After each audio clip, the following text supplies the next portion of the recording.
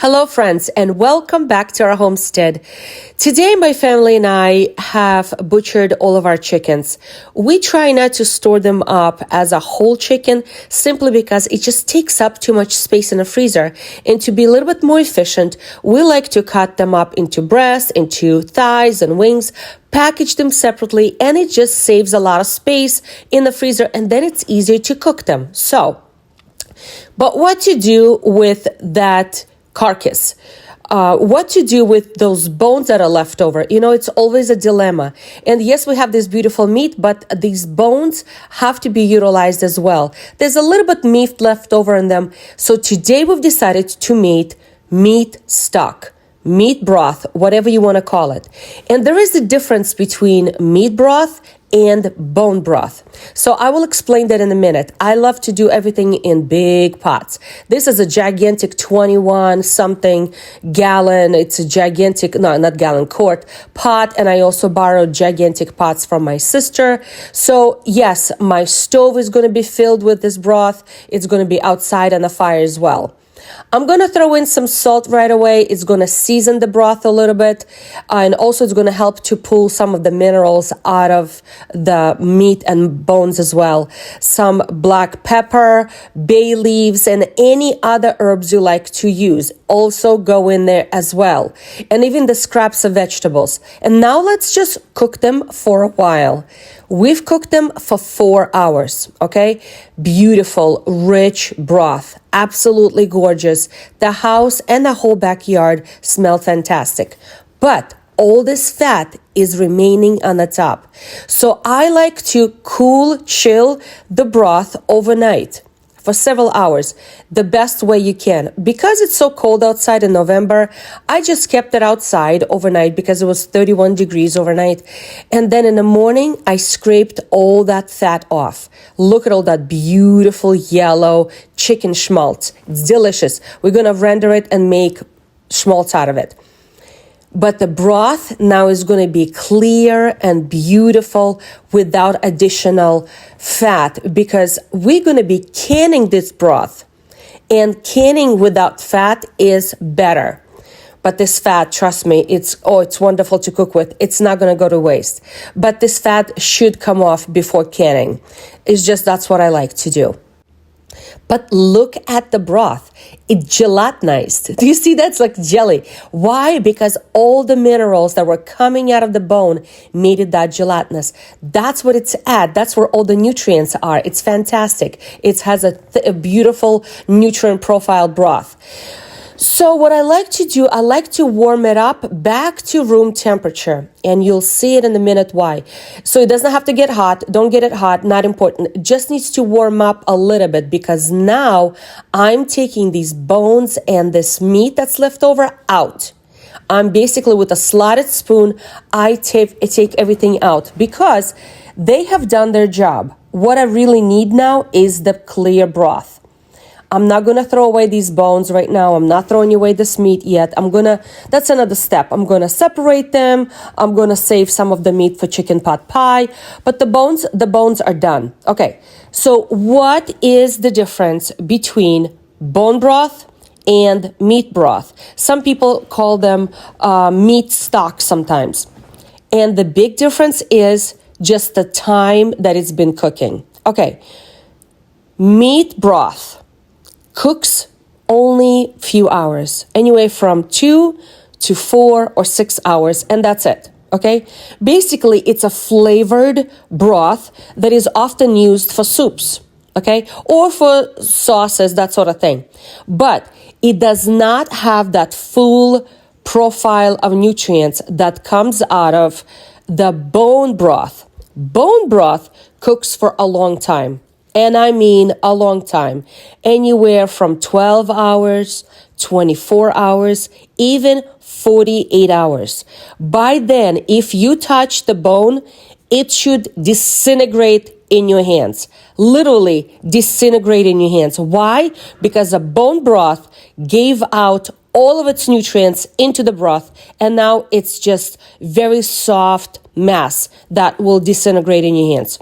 Now, bone broth is usually consumed for medicinal purposes to heal the gut, to restore collagen, for many reasons. But it also a little bit higher in histamine amount. So not everyone can handle it right away. So to my friends who like to consume bone broth, I recommend start with meat broth first. See how you tolerate and increase the amount of cooking gradually until you make bone broth. But this, my friends, what I'm making is meat broth, okay? Look at all that beautiful bones and some meat left over. I will go through it and separate to the best of my ability, and all the meat is going to go for chicken pot pies. Let me tell you, it's going to be one amazing chicken pot pie.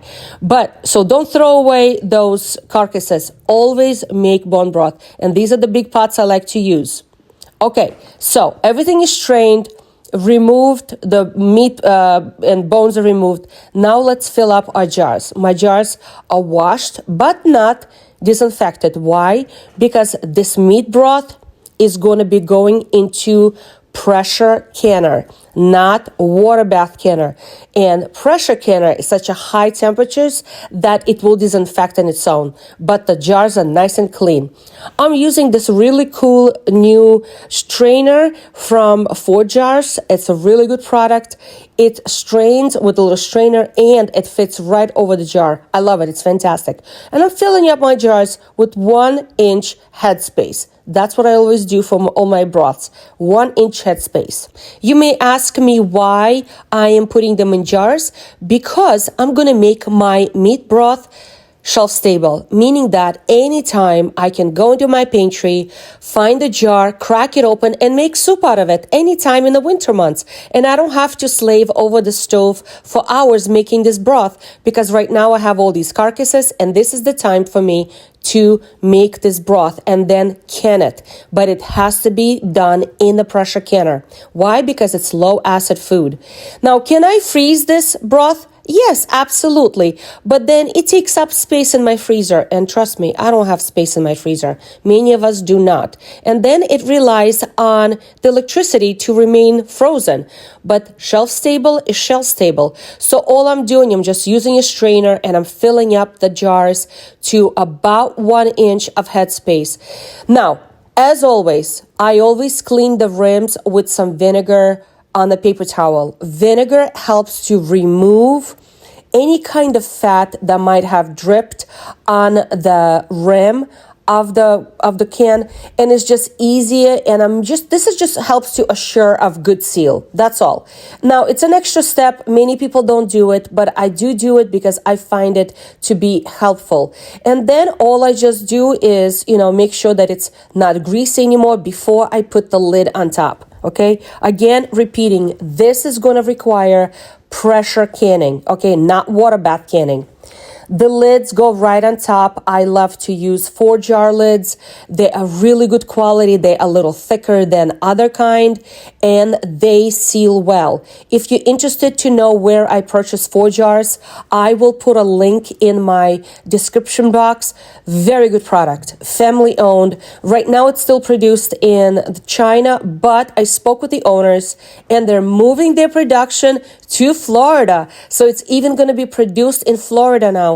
And the company is based in Florida. Fantastic product. Okay, rings. Rings go on finger tight. Don't over tighten them. Why? Because the air needs to escape during the processing time. And let's get the canner ready. Okay, my pressure canner is a big all-American girl. I call her Big Bertha because she's massive. She's probably one of the biggest they've got. And I do this outside because she's just so big. She doesn't fit on my stove. I fill up with 2 inches of water in the bottom, and I always put a good splash of vinegar. It helps to keep my jars clear. All right, so on the base, I put the metal rack. I lost my rack, so this is what I use now. But you have to put some sort of rack on the bottom. And now let's put all the jars in there. Now, one very important rule to keep in mind. If my content in jars is hot, the water in the canner has to be hot. If my fluid or content in a jar is cold, then the water in the canner has to be cold. Okay, always keep the same temperature. So I'm just filling up all my jars. These are quarts.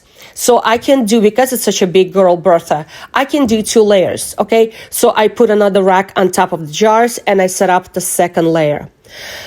Always follow the instructions of your pressure canner. Every pressure canner has their own rules. My rule has that I have to line up the error right there with top to the bottom. And now I have to seal properly the lid. Many people are afraid of using the pressure canner because they're simply afraid of it. Read the instructions and follow it. It's not difficult. Let the fear be gone, because it's a great way to store your food and make it shelf stable. So I'm just sealing with the special tightness on the side, each side, following the instructions.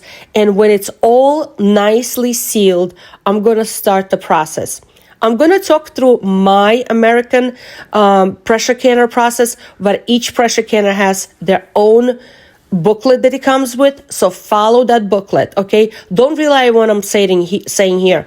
It's important that you follow the directions to your pressure canner specifically, okay? I've seen horror shows where people had accidents happen with the pressure canners, and that's why they're so afraid.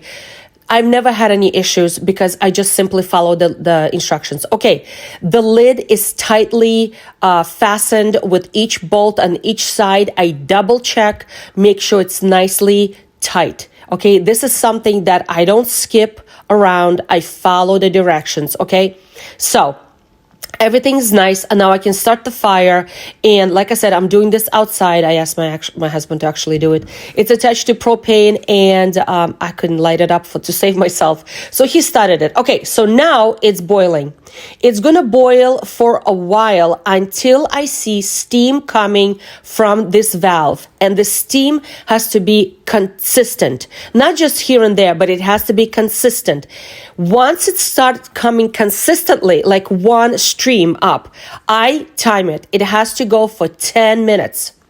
Only after 10 minutes, I'm going to put the weight on it. Again, follow the instructions according to your elevation. For me, it was 10 pounds, and it has to sit at that temperature until it reaches on my gauge to 10 pounds. The processing time for quarts is 25 minutes at 10-pound pressure. Okay, never ever remove the lid until the pressure falls down to 0, and when there's no more steam coming anywhere. Do not remove it until then. Once everything is, the canner is still hot, don't get me wrong, but the lid does not come off until the pressure is down. So all the jars are out and beautiful. I will remove the rings after 24 hours to make sure everything's nicely sealed and store away in a pantry.